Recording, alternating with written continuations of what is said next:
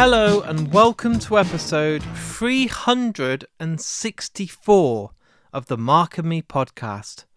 As always, I'm your host Mark.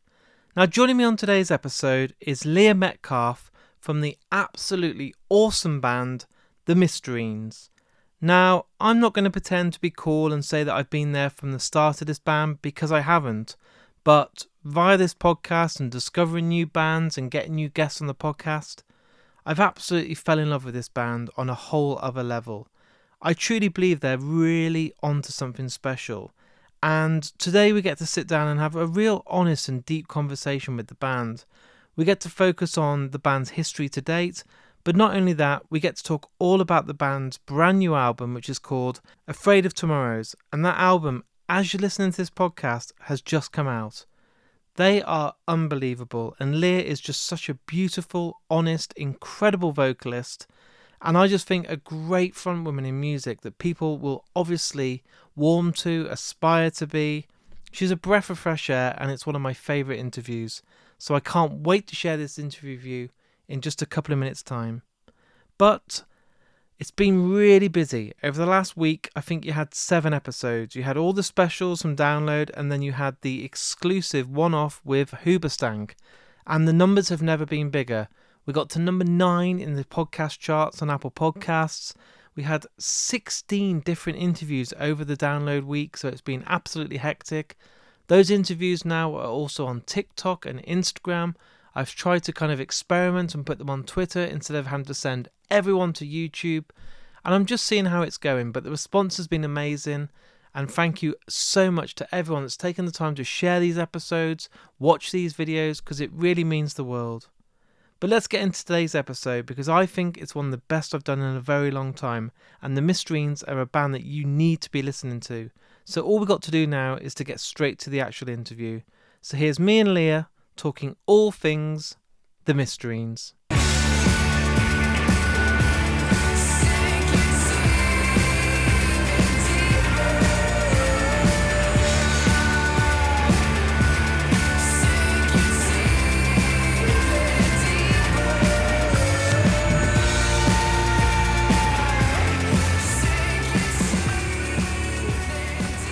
So Lia, thanks for joining me today on the Mark and Me podcast.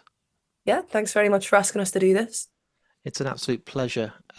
Lia, what I do with all guests that come on, especially for the first time, is take it right back to the very beginning. So I'm always intrigued when you were growing up, maybe as a kid.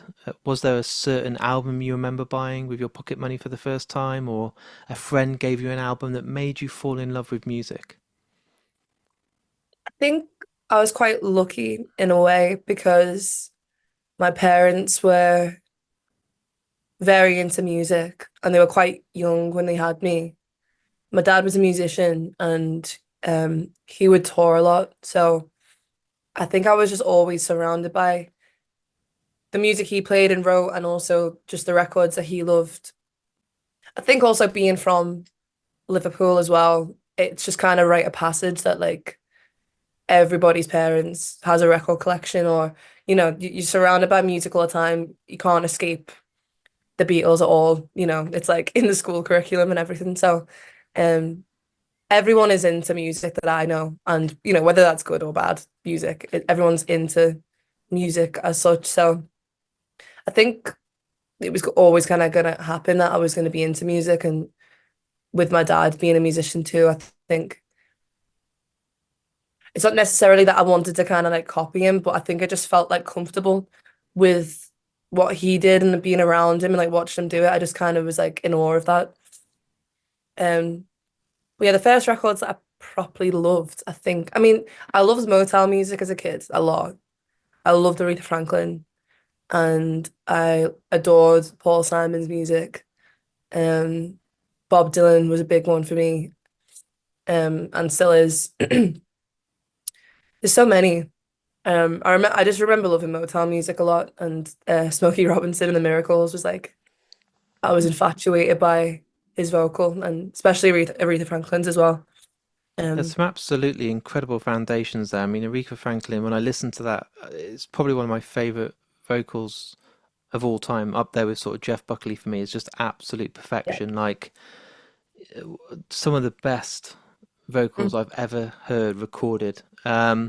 totally. It must be amazing to be growing up in a house where your family is so supportive of it because I've had a lot of bands on this podcast and a lot of them, it's been a bit of a stumbling block because their parents want them to get a real job, to go to college, get a qualification, do business, do this. But with your family, like, if you want to go and be a singer, if you want to be in a band, we support you. We want to see you do well in that.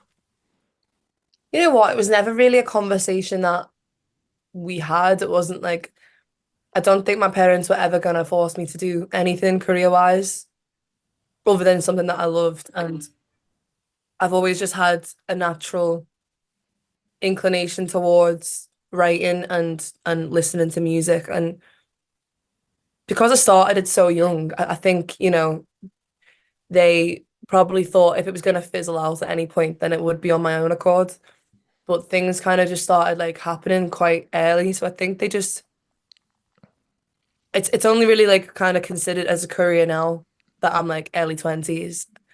Um, but when I was like 14 and stuff, I think they just wanted to let me get better and see where it went and stuff. They didn't really get involved, to be honest. They just kind of let me, go to practice after school, come home. I'd go to practice every day. I'd write songs. I'd show them to my mum. Then I'd have the odd gig and stuff. And um, yeah, it was just kind of like they just kind of left me to it, to be honest. And they knew I loved it so much. And um, yeah, it was never going to be like, oh, you need to get a real job kind of thing. I've had jobs, and I think they probably, they know if I need one, I'll probably go and Yeah. do some part-time bar work again or waiting on. But yeah, it wasn't really like they wouldn't like tell me not to do it. Like, And that's wonderful. yeah, definitely. I mean, it's kind of like sad to think that other people's situations may not always be that easy for, you know, people's parents to accept them doing music as a career because like I guess it isn't like really taken seriously. I mean, even still sometimes I find myself like I don't know, like if you're talking to a taxi driver and they're like, "Oh, what do you do?" I like I always kind of feel a bit like weird to even say a musician sometimes because people are like, "Well, that's not a job." It's like and then you kind of have to like say like you're a professional musician and I don't know. I just don't tell them. I just lie to taxi drivers to be honest. I try and think of something new to say. I was in hospital last week and the doctor was like, "So what do you do as a job?" And I was like, God, do I answer? Like, if I say podcaster, you're going to think I'm some kid on a streaming site. You don't quite grasp it. So I'm like, journalist. Yeah. It's like, I don't know what else to say. So I, I I always can say relate what you're saying. songwriter. Yeah. What's about live music? Because it all changed for me when I think I was around 13 and my parents took me to Wolverhampton, dropped me off, and I went to see Green Day. That was one of the first gigs I ever went to. And that was what made me want to be in a band for the rest of my life. I Hmm. got in that room with like-minded people. Remember at school it wasn't cool to like the bands like Green Day back then. Hmm. I went in and I was just blown away. I couldn't believe how great it sounded. The guitars, the bass, the drums. Did you have a great first experience for live music, or was it quite an embarrassing one you don't always tell people? Again, I mean, all my early gigs that I went to were wherever my dad was playing, really, like so Yeah. festivals and stuff. So I got to catch a few people who were great. But again, it's kind of all a bit of a blur, really, because I was so young and I don't really remember like who was who. I remember like when I watched my dad, I would be like kind of like I said, in awe a little bit. I'd be like really like interested. I'd also be like quite confused because I'd be like the person that I'm seeing there and the person I know is like my dad is like two different people. And I used to find that like super interesting because I like used to watch him like snap into this like character before he went on stage or like snap into the kind of mindset. I remember that being quite interesting for me to see at gigs and stuff. Um, to be honest, like all the great gigs that I've seen and kind of remember are probably like in the past couple of years, really. Um, I did used to go and watch Cabbage a lot when I was like 14, 13. And I used to just like be like so I don't know, like taken back by the chaos of it. And I loved that. And I loved watching the choral as well when we were working with them. That was cool. Um, but I think for me, like live music was never like a big, huge thing, I suppose. Um, I've always kind of like the introverted parts of being a writer and like a musician and stuff. And I think even performing live sometimes has been like a bit of a difficult journey for me. Um, and one I've kind of had to navigate on my own accord. Like it's not really been as simple as like, oh, I'm gonna get up and play and like really enjoy it. It took me a while to kind of wrap my head around like what that means to me. Not, not just like people turning up, and it needs to be more of like I need to get something out of it personally, I think. Which is probably why the greatest gigs that I've been to the past couple of has probably been over the past couple of years because I'm a bit older now and Yeah. um I think maybe because my dad toured so much and I went to so many gigs younger, I just didn't really kind of want to go to any gigs. And when my friends started going to them all the time and um I just never really fancied it. I don't know why. I think I just rather like go to practice or like write or something. Um So did you, I don't know the full history, but were you in bands before the Mysterines? Were you doing the whole college thing of like Battle of the Bands and those sort of things, or how did it work out? Because I don't know your music history. Obviously, we can talk about the Mysterines, that'd be great, but I'm interested in about what happened prior to that. I started the Mysterines when I was 14 and it's the only band that I've been in. That's the best Um, story in the world ever. we've had three lineups. Yeah, So we used to be the early days we were three piece with the drummer, and then we got another drummer, Chrissy, who like went on tour with us a lot. And then Chrissy moved on to start another band himself, which he's in now. And then we got Callum Paul in around 2020, maybe. Yeah, yeah. 2020. Um, yeah, and they were kind of just thrown in the deep end, I think, a little bit with it because they joined and then we had like a headline tour. And then that same year we went to go and do the record. So I think it was kind of a bit of a whirlwind for them. And I kind of forget about that sometimes because I've had the whole like I've nearly been in the band for 10 years, which is mad. Um, I kind of forget that they don't have like the early kind of foundation history. They kind of only like see it from uh reeling onwards, maybe, I suppose. But me and George kind of like have seen the whole metamorphosis of the project. Um, but yeah, it's the only band I've been in. The boys all went to like music college, Lipper, and I think they went to Lipper Uni as well, but I never did any of that. Um, I started sixth form and did like English language, lit, and film, but then they kicked me out. Um, so I didn't go back, and I got a job as like a hostess in a restaurant, and then just carried on the band really. So. I can't believe you've done the band for 10 years and you're still so young. It just seems like such a young age to start this project. Mhm. It was pretty mad to be honest. Um, I can only think of bands like Paramore that have done that started that young. You still see pictures now of like Hayley Williams that was 14 at a rehearsal, still like a kid, and you're like, how the hell were you even writing songs like that at that age? yeah, it is. I never, you know what? It's weird because like I look back now and think, wow, I was so young. Because like if I like, if I see like my 14-year-old cousin or something, I'm like, wow, they're like a kid. But like I didn't feel that young. I didn't like I No. felt like I was kind of running out of like time to do something. I remember always feeling like I've got to do it now and I've got to kind of stay on the ball with it.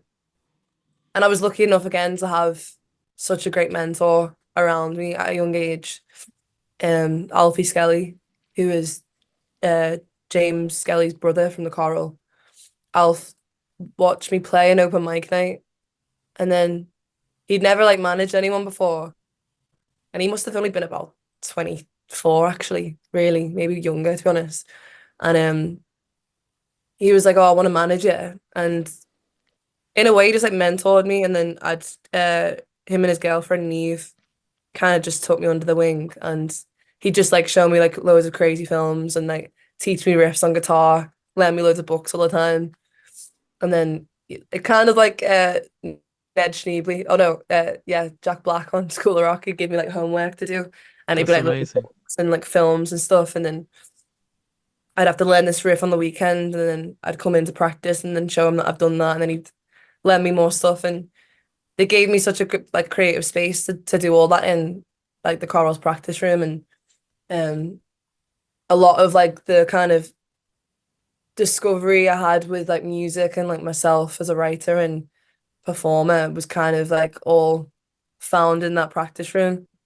And yeah, I've got very like fond memories of all of that kind of like naivety in a way, and just kind of being like I wanted to just be a sponge and absorb it all. And Alf was just really great with us when we were kids, and I owe a lot to him. And yeah, he was boss.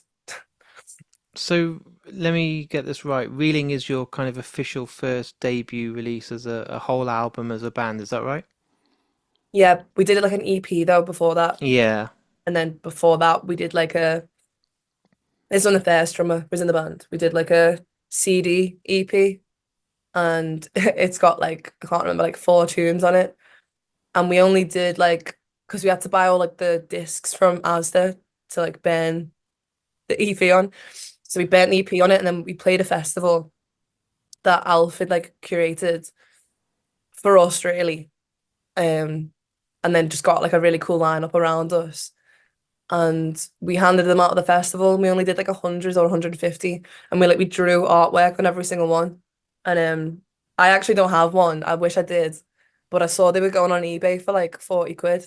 And I was like, I want it back because I want to hear what like I can't remember like what the song sounded like and stuff. And it would be interesting to kind of hear like I Some don't know, some change. kids are listening to this now going, what's a CDR? What do you mean you had to get a pen out? I'm like, oh God, they're like granddad cast. But how cool is that? Like the whole handmade thing, like literally giving them out yourself. I Mhm. miss gigs like that when bands would like print out their own little inlays and be like, check us out. It's like Yeah. it's the best way. That was before your kind of Facebook, Twitter, and Instagram was your main marketing tool. It was DIY, and it's the best way to get your name out there. I love stuff like that. I'm probably more inclined to listen to it if somebody does that, because there's a lot more like passion behind it in a way, or like kind of like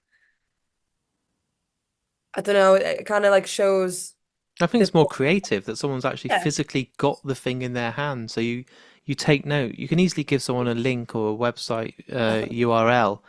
I don't Yeah. know. I just get lost in that. Someone asks me to check something out. I can just listen to it and it's quite disposable. But if you Hmm. give me like a fanzine or an actual something that looks nice, I'm like, I'll treasure that. I'll take it home and make sure I look at it. Yeah. And like even when you love it, it becomes more of like it becomes like so important to you, like a relic of like that moment that you discovered them. And yeah, I'd probably love to do something like that again, really, eventually. Just kind of hand CDs out and stuff. Um, but yeah, it was really funny when we were doing that. Like I remember we weren't charging people for them. And like one of our mates, he was kind of in like the choral circle, was like, wow, you're not charging people for them. So he took the CDs off us and was like handing them out to people going, that's 20 quid that.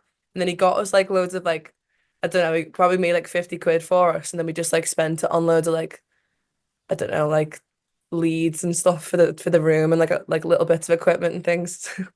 I love the But fact that there's still people selling them now for 40 quid. You're like, damn it, we should have kept a few back. I know. I think George's dad might have one somewhere. I hope so, because I'd love to kind of like hear that again. We'll just go and get that and then buy some more blank CDs and just say they're the original ones, put your pen on it and start selling them at 40 quid a pop. Such a good idea. I'll have to give you There shares you in go. that I just want though. 10%. That's fair, isn't it? Yeah. So at the moment, obviously, we can talk about the new album, Afraid of Tomorrows, which is, as a band's second album, I always think it's really tough because laid the foundations, you've shown and put your stamp on the music industry with your debut Reelings. It's only been a couple of years in the terms of, release date. With this album, I think the expectations are always higher because you've kind of had that debut. Mhm. How did it feel, not now talking about the album now it's done, going into the writing of this album, knowing that you wanted to kind of, I'm sure every band wants to top their last release and kind of make something bigger and better. I think that when we, I mean, even when we were recording Reeling, I often write in the studio anyway, like stuff that is just kind of new to keep me kind of like busy. I know you're busy in the studio anyway, but like I need to also be doing like something else to keep me interested too. Um, I can't really pinpoint when we started writing it, to be honest, because it kind of all just like bleeds into one because like you're writing all the time. Um, but I think I was kind of excited more than anything to start something new and know that it kind of would be more relevant to me and to the band. And obviously because like now we had Cal and Paul, we wanted to kind of integrate that a lot more. And it kind of just felt more so like an opportunity to be able to reflect who we felt like we were a bit more now because we'd sat on that first record for so long because of COVID and other circumstances. It just felt like an open door really to kind of walk into with a fresh start and kind of see what happened and be excited about it. So, and I didn't really feel initially any kind of fear or pressure to start writing it. It kind of already just happened quite naturally. Um, yeah, and like when we were in it, I kind of just felt pretty comfortable being in the world of it. Was it you as a band or yourself as an individual or the label's decision to go to LA and record? Was it a conscious choice of your own to kind of get out of your own surroundings and your own comfort zone in your hometown and see the lights and have a different studio and a different vibe in the production of this album? We initially, before we wanted to work with John Congleton, Yeah, um, I knew that I definitely wanted to get away from the UK to do the records because even the writing process, like when we were demoing the songs, me and Paul, I was like booking like really like desolate like barns on Airbnb and we were just like going to stay there for like 5 days and record and I wouldn't like sleep at all. I just stay up and record for the 5 days and write over and like you know I was pretty obsessive about it, but I could only do it when I was like away for some reason. So I knew for the record to record it properly, I wanted to do that too. But eventually that kind of process became pretty intense for everyone, I think. And um, you can't really like expect everyone to spend that much time away in such an isolated place. So um the reason we went to LA though wasn't because we wanted to go to LA. John Congleton had just built a new studio and he didn't want to come to us because he wanted to use the studio. So no one had yeah. actually recorded there yet. So we were the first band to record in his new studio. And initially we were like, oh, why doesn't he come to us so we can go to like Iceland or somewhere? But then like I kind of had this like weird like thought where I was like, I love The Wizard of Oz like a lot. And then I was like, Dorothy goes to the wizard, like the wizard doesn't come to Dorothy. I was like, we gotta go to him if we want to work with him, and we really did. And we loved the records he's done, and he's such a prolific creative, and yeah, that's why we went, and yeah, it turned out well, to be honest. I mean, we love LA a lot. Like I love being there. The weather's great. There's loads of cool things. There's a lot of history there with artists that we love. And we went in Echo Park as well, which is like where Elliott Smith was from and Tom I love Waits. this. So we just loved being there. Um but yeah, I don't think I could live in LA though, but actually Nice to yeah. visit now and then. Yeah, definitely. John Um, Congleton, I mean, what a great producer to land for your album. Like, I love his work with Saint Vincent and Blondie and stuff like that. But when I've read about people that have worked with him, he becomes like this integral extra member of the band. He's not just an engineer or a mixer or producer. He's involved in the writing and the musicianship, and kind of it must feel such an honor to even just see his name on your album. Like, fuck, like we've got John Yeah. Congleton. Like he's historic for me as one of the best out there. Oh, totally. Like he, like I already like loved his music and like writing and stuff. I love the Paper Chase. I think, Yeah. you know, I just kind of love the wackiness of it and like the how dissonant it is, and you know, it was just great to speak to him at the first Zoom that we did with him. I was like, oh my God, I can't believe I'm speaking to John Congleton. And like we're just like huge fans of his production and the stuff that he's done with Sean Van Etten, Angel Olsen. Um, and when we were working with him as well, like we there's like, you know, on Spotify when it sometimes doesn't say what records who was produced by. I was like talking about the records I was listening to while I was writing Afraid of Tomorrows, and he'd be like, "Oh, I did that record," and I was like, it's like we were talking about Bill Callahan's record. Sometimes we wish we were an eagle, which was like a huge initial inspiration for me during the writing process of Afraid of Tomorrows. And he like said he did that record, and I was like, that's like blew my mind. I was like, I listened to that like religiously whilst I was writing the records, and like that was I remember like hearing a song on it called All Thoughts Are Prey to Some Beast, and that was just like it blew my mind. And then I think it was around the time we were writing Hawk Moon, and it was just mad that John had done it, and like a lot of the records we were listening to whilst writing the record he produced anyway, and it kind of became this weird like I don't know like synergy moment between like what I was writing and what he'd done in the past. And um yeah, it was mad really. He was just so cool to work with, and um an honor really. Does it feel incredible knowing that the album's done? Obviously, it's a slight delay, so we'll wait until the 21st of June, but then the world can hear this album. And the best thing is you can then tour and start, you know, integrating these songs into your set. And I'm sure stuff like Hawk Moon, Tired Animal, Stray, they're going to be unbelievable to play live. You know, I'm just excited to play, yeah, like you said, I'm excited to play them live.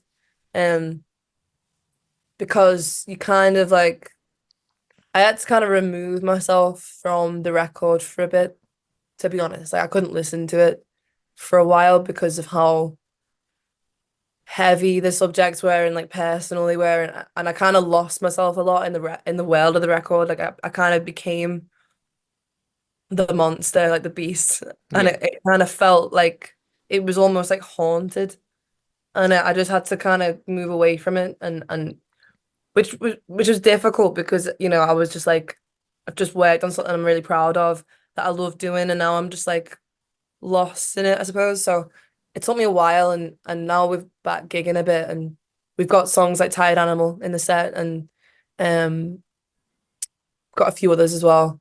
I kind of feel like I'm reconnecting with them in like a different way now. Like the meanings have almost changed already for me what the songs are about from what they were originally about, which is quite interesting to be honest. Um, but I'm enjoying it, and it just kind of it's kind of like making me lose myself in the record again, but like in a healthier way, I guess. It's strange, Um, isn't it? Because I've had, obviously, Mark and Me isn't just bands, so I interview film directors and actors, and I'm a huge film fan. And I find it quite strange when I've had some people on, like, I don't know, Alex Winter or Corey Feldman and people that don't watch their work back. So I mhm. think, like, when a film's done and it's all finished, I say, like, what did you think of your performance? And they're like, the moment I've finished the last day on set, I won't watch it because, they're too critical of their own work. Yeah, But with musicians, I don't really think about that in the same context. I don't think like when it's finished and mastered, you do all sit down as a band and then you sort of cringing at certain bits. Oh, I wish I'd changed that snare drum, or I mhm. don't know if I like that line anymore. But I suppose it's because it's become so much of your life, and it's like you publish in your diary for the world to listen to. Yeah, It must be definitely. hard to like not close the diary and kind of shut away for a bit and be like, oh, I feel a bit too vulnerable now. I feel a bit too Mm. open for the world to know. And it's when it's lyrics, it can be a love letter, it can be a poem, it can be a moment of your life, and for the Mhm. whole world to discover. So I don't look at it in the same context as a film. But when you said it on today's interview, I can Mhm. rightfully see why you would say, actually, I'm taking a step back. Like this is Mhm. absorb me and become an absolute, like I think you said the word monster. Yeah. So Yeah. it's nice that Yeah. you can enjoy the monster again. Yeah. It's almost like I'm kind of like emulating the monster now rather than kind of like living it or I was it gonna say living with me. breathing it, yeah.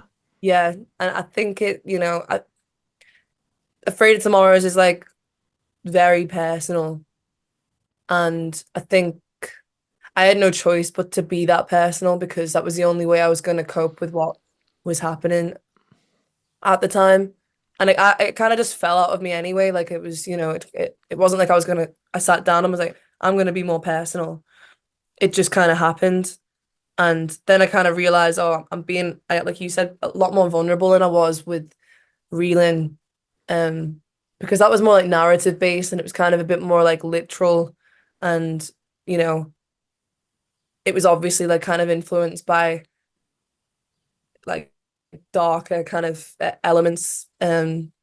Which were more like stories, I suppose, as opposed to Afraid of Tomorrows, which is just purely from complete experience and like, you know, from very deep layers within me. So it was difficult in a way. It kind of felt like there was like a bit of a parasite in me, and I Yeah. couldn't like it was yeah, it was quite difficult to separate myself from that. And um, I'm just glad that I can kind of see it in a different way now, and it's not kind of like slowly ruining me. But yeah, I think that just means I cared about it a lot, and it meant a lot to me to say the things that I said, and yeah. But that's pure and that's how it should be. That's honest. But obviously I've only met you for the first time today and you've used the word I think recluse a bit about when you were growing up and yourself as a human and tell me if I'm wrong, but I'm sure you're quite a shy person. You're not, all out in your face, and although you're confident and your songs are beautiful, do you find it hard sometimes to switch on the I'm a singer of a band, I'm a performer, I need to go on stage and win a crowd over or absolutely kick ass on stage if you're not feeling it, if you're feeling like I just want to lock myself away tonight and not have to do this? Do you find it? I asked this to Frank Carter, I've asked this to Rao from Enter Shikari, but I feel like you're in Mhm. the same camp as those guys. Like you aren't all out, like, look at me, I'm fucking here to rock the place. You're kind of a human being with emotions and flaws. Yeah, definitely. And weirdly, I've spoke to Frank about this exact thing. Um, I think there was one night on the tour that I was a bit kind of, I don't know, he senses he's super sensitive to other people's emotions and like could I think he could sense me kind of just a bit like overwhelmed with people and I get quite overwhelmed after being around people a lot. Um, and he came and just sat with me in the dressing room while I just did my makeup and we just spoke about stuff and it was just such a sweet moment and he was just so insightful with overwhelm and he completely related to me and like, kind of spoke about like how what he does to kind of like help him when it's like that. And I do find it hard to switch on. I'm not really like about to kind of like cheapen what I do and care about so much to just be like an ego thing. I do have to separate myself from, there's like a different like kind of version of me live to the person who writes because the person who writes is so vulnerable and wants to be alone and wants to kind of be introverted and think about things and it's probably a bit weirder than and I feel a lot more comfortable being that person than I do the person on stage. And I think even like the concept of having to win a crowd over initially for me was just insane to Yeah. wrap my head around. I used to just think like I don't want to do that. Like if they don't want to be here, then they can leave. And I didn't mean that in like a really like kind of like I don't know egotistical way. I just meant like I wouldn't say at a gig that I don't want to be at. I'd just leave. But if I was interested enough, then I'd say. And like I just think like I used to think I shouldn't have to say anything for people to stay because people go to gigs for the music, and it was quite a weird like literal way of thinking about it. Um, because I never really thought of myself, oh, this is a show and I'm a performer and I need to put on a show rather than a gig. Um, but like I said, I think those things naturally kind of occur and happen to a place where I feel comfortable now and it feels more like myself. And really, we just kind of try and have as much fun as possible when we're doing it. And it does feel a bit like sometimes you kind of feel like you're, I don't know, a tribute act for yourself. But yeah, I think if you can kind of make it like satirical, it's kind of funny and sarcastic. It's a mature way to look at it, and I think talking about Frank, he's been on the podcast, one of my favorite people in the world. I've kept in contact with him, and I just adore him as a human being. Yeah. Opening up for them every night must be like, come on then, guys, we need to put on a show because I'm not just saying this, you know it because you've lived it. Hmm. Grant Carter can put on a show like nobody else. The energy and the stage presence, and it isn't arrogance, it's confidence, but it's genuine, is mind blowing. I've seen him, every single person in the room be in the palm of his hand from the moment he walks on stage, and I'm like, he's got something that other people don't. Yeah. So to watch that every night and know you've got to kind of warm up for them, and hopefully some people that are there walk away that night saying, "Oh, I like that first band that was on. I might buy their album or I'll go and see them again." Hmm. Fair play, because you must have been like, "How do we get ready for this? How do we put I on a think show?" with Frank, like you said, he puts on such a great show and is a natural performer. And knowing those sides to him, which I related to a lot, where he sometimes feels uh like he can't switch that on and wants to kind of be on his own, made me kind of appreciate that a lot more.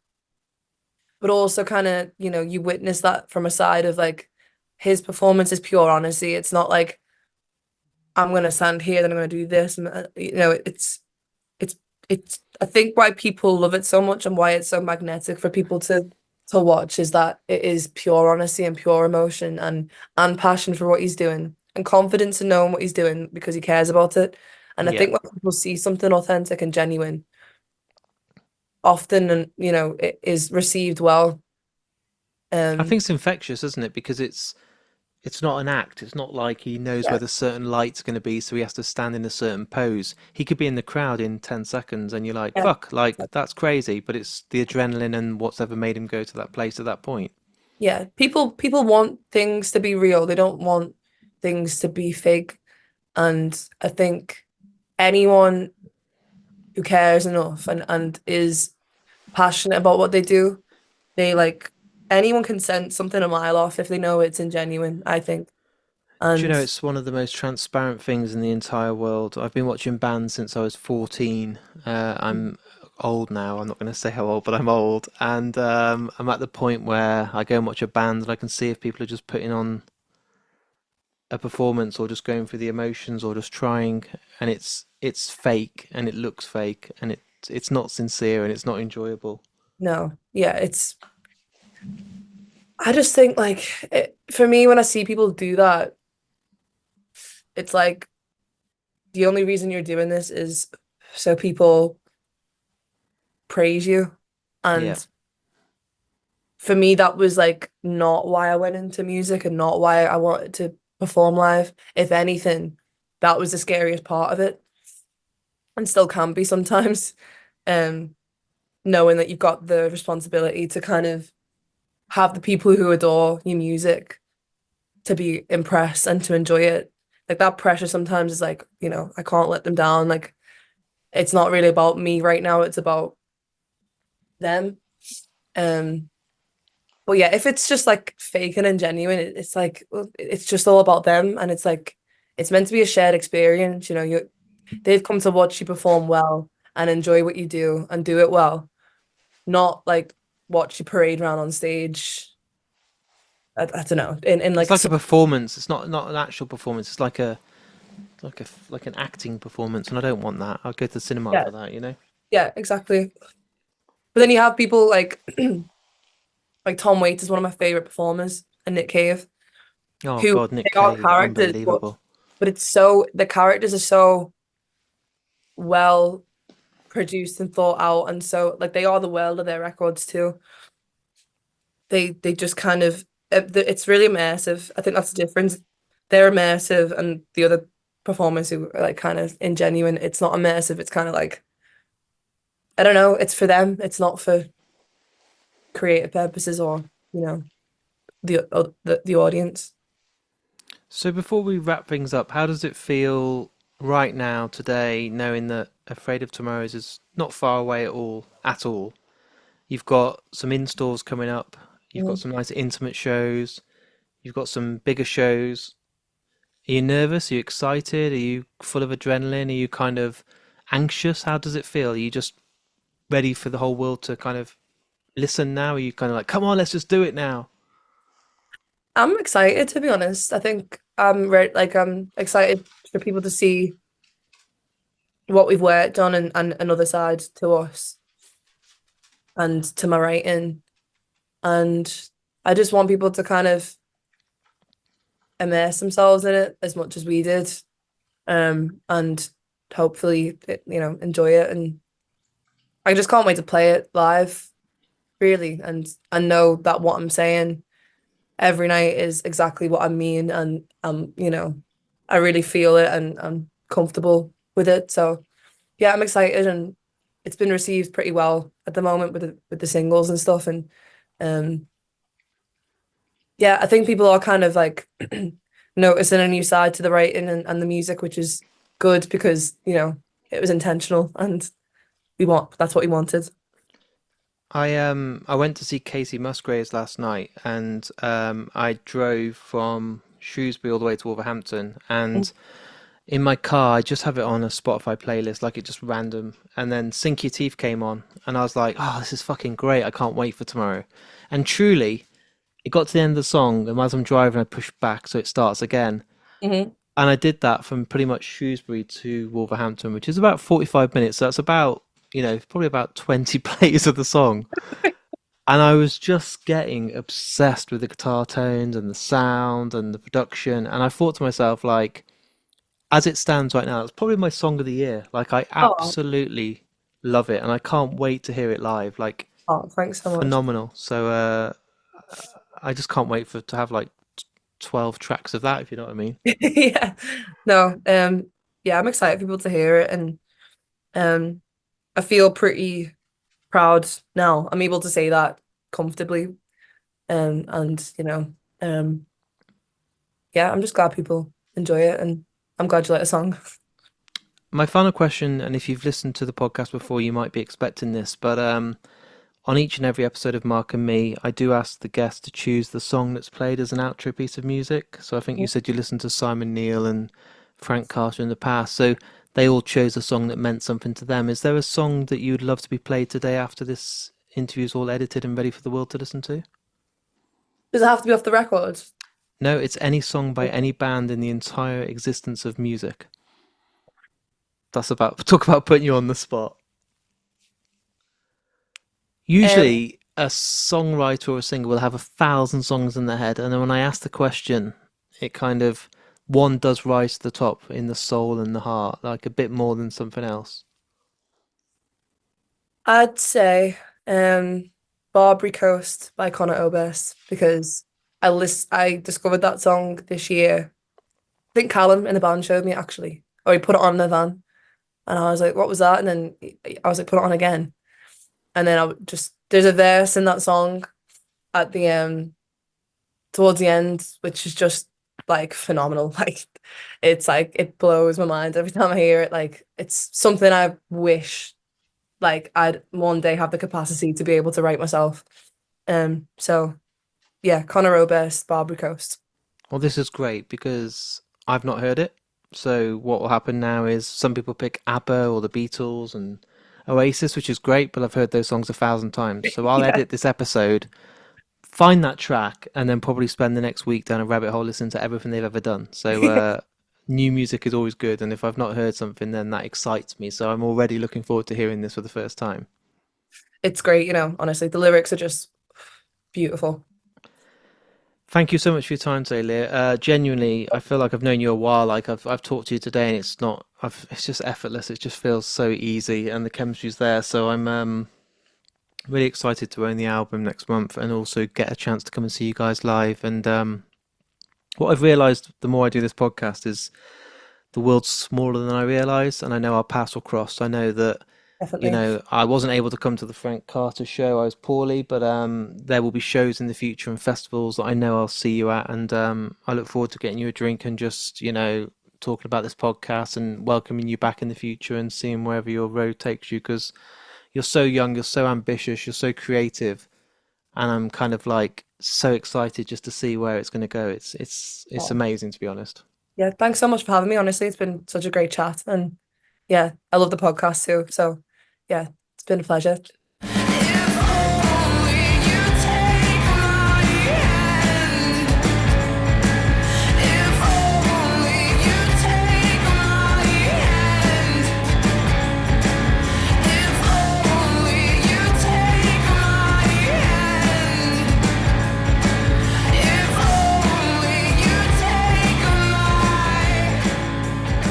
The night dripped into So there it is. There's my interview with me and Lia from the Mysterines. She is awesome. Genuinely love her. Great, great, great guitarist, great singer. Just amazing all round. And I'm so glad and grateful she came on the podcast. And I can't wait to see the band live when they play in the UK this year. They're doing some in-stores. They're all over the place. So go and buy the album. Go and check them out. Go and see them live. And let me know what you think, because I know you'll never be disappointed. They are unreal and going to be bigger and huger than you could ever imagine. So hey, say you found them because of Mark and me. Thanks everyone for obviously listening to today's episode. All I ask in return for listening to these free podcasts that will always be free is to share them. It costs you nothing to do to hit that retweet button or the share button on Facebook and Instagram, and I make it so easy by putting all the links on markandme.com for you. Finally, before I go, I do struggle to obviously keep this podcast going financially because it's not my main source of income. I actually don't get paid for doing the podcast. I host it on all these different directories like Amazon, Spotify, Apple, and that does cost money. I travel all over the UK to do interviews, and again, that costs money. And I have not got that just to keep putting out and doing these podcasts for free. So what I do ask, if you really do love the podcast and can support me, is I have a Patreon account.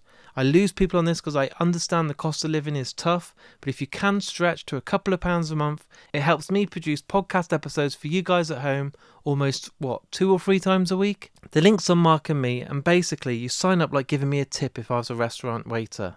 It's that simple. And for that, not only do you get a welcome pack, which includes stickers, a badge, a monthly newsletter, you're going to get exclusive episodes that start in July this year. If you can go that extra mile, please do, because it really helps.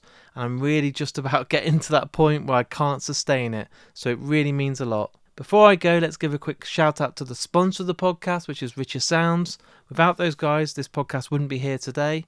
So if you're in the market for a new home cinema surround sound system, TV, Sonos, whatever it is with audio and visual, check out richersounds.com or any of the local high street stores.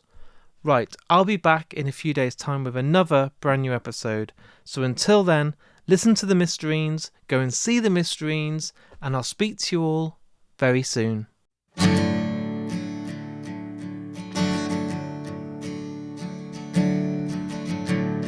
There's a dance hall there where the sick folks go, like the olden days on the Barbary Coast.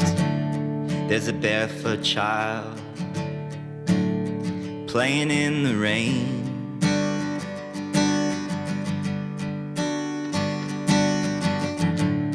You can sell your wares, even if they're hard, in the great bazaar or the parking lot, 'cause it takes a while to know who to blame.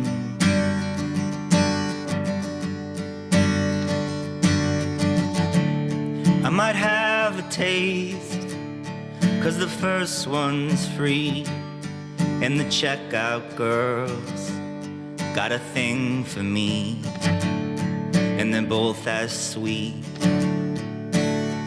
as the day is long.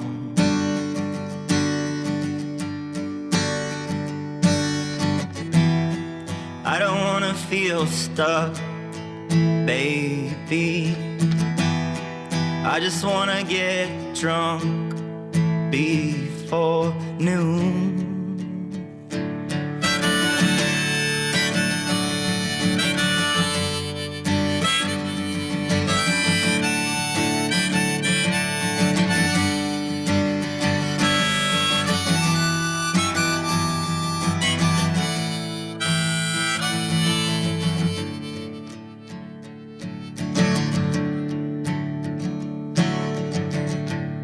I don't mind my head when there's room to dream. Feel like Paul Gauguin painting breadfruit trees in some far-off place where I don't belong.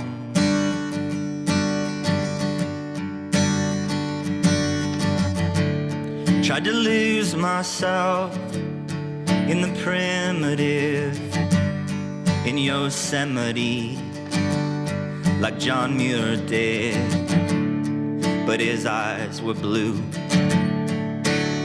and mine are red and raw.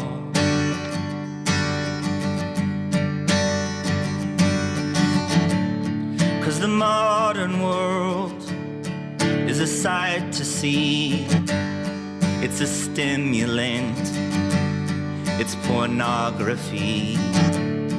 It takes all my will not to turn it off.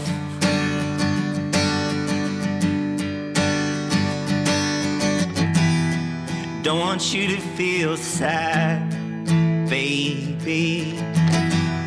I take everything back, I swear I do.